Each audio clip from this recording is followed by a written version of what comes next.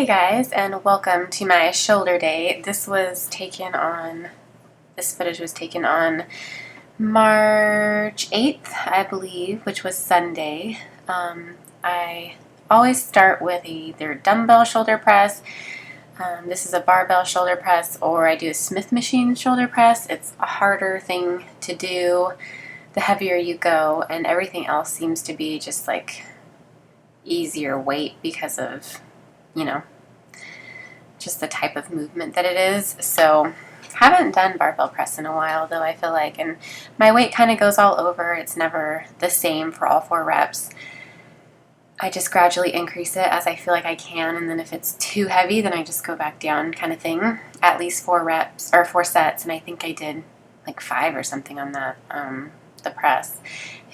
And I always do these. These are dumbbell shoulder press.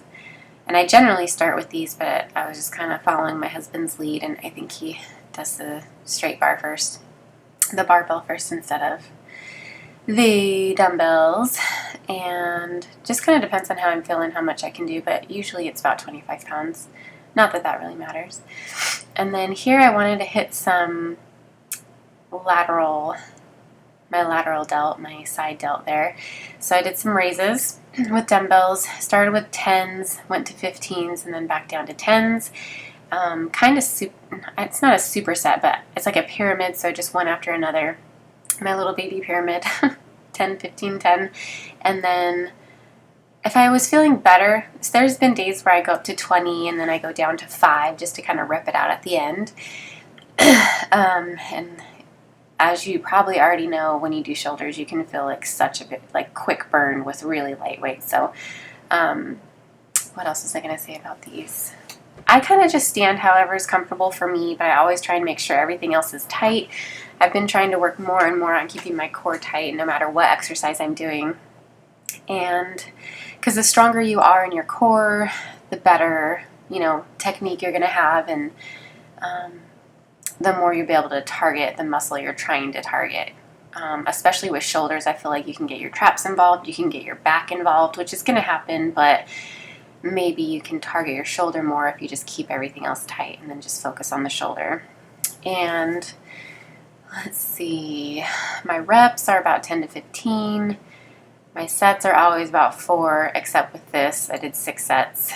And then sometimes I do the cable raises too, but this is the only thing I did for laterals. Especially, you'll get some of your lateral delt in your side delt in your shoulder press and stuff like that too. So yeah, and then one thing I've been focusing on more than I ever was before is my rear delt, because it's just so small and it's kind of neglected, and you kind of hit it during back, but I've been really trying to focus on it.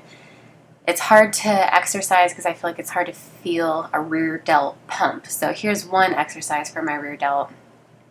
Dumbbell, flies, I guess, for the rear delt. And what I try and focus on is keeping my pinkies up, my elbows up, keeping everything tight, focusing on raising my elbow, not so much my hands, and then just focusing on that rear delt. It even kind of helps to have some tactile input, so if somebody's there with you, they can kind of, touch your rear delt, kind of poke at it, and then have you go for it, just so you can really locate that in your mind and body connection type thing.